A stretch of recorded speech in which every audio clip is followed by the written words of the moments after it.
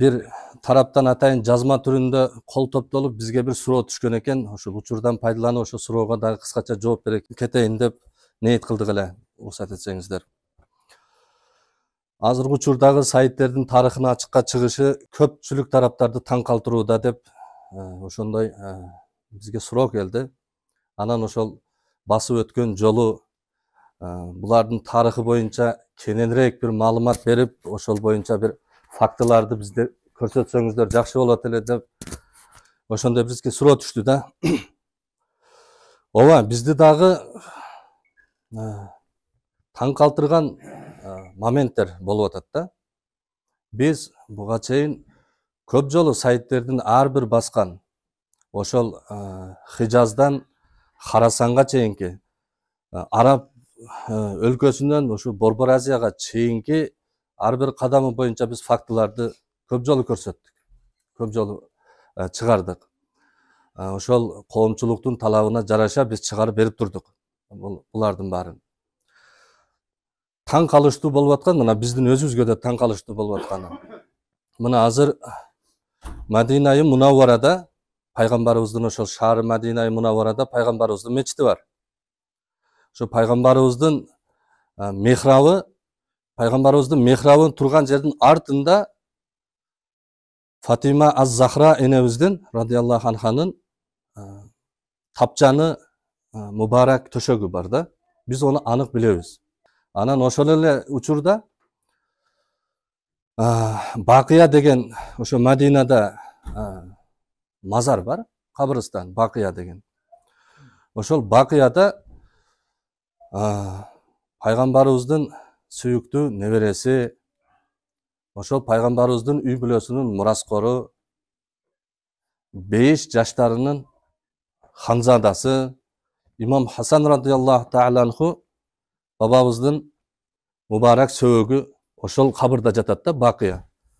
Бул пайгамбарыбыздын мечитинен көп алыс эмес, бирок пайгамбарыбыз турган жерде, пайгамбарыбыздын чөйрөсүндө ошол үй бүлөсүнүн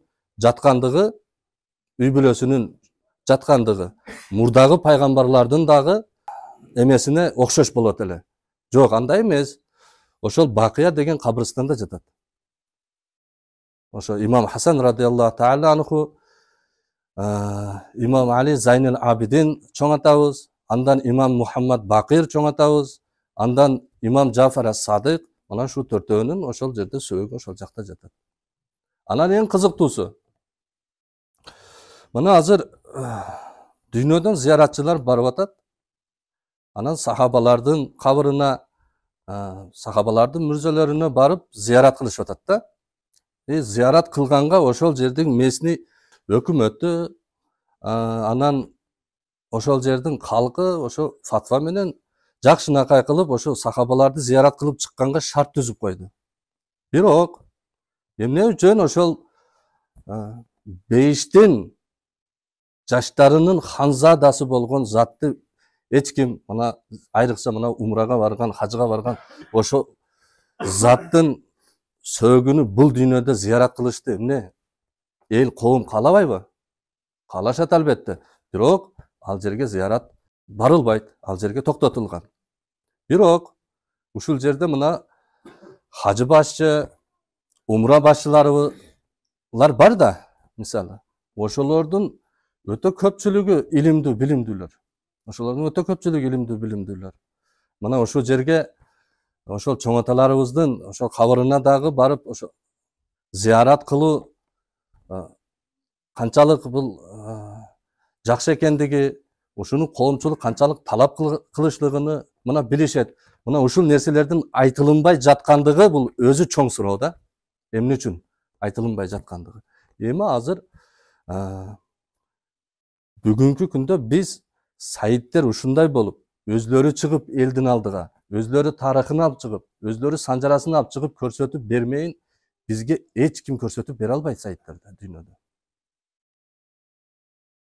Бизге эч ким көрсөтүп бере албайт. Мен кыскача жооп бердим деп ойлоймун. Бул кишинин суроосуна, келген суроого, иншалла.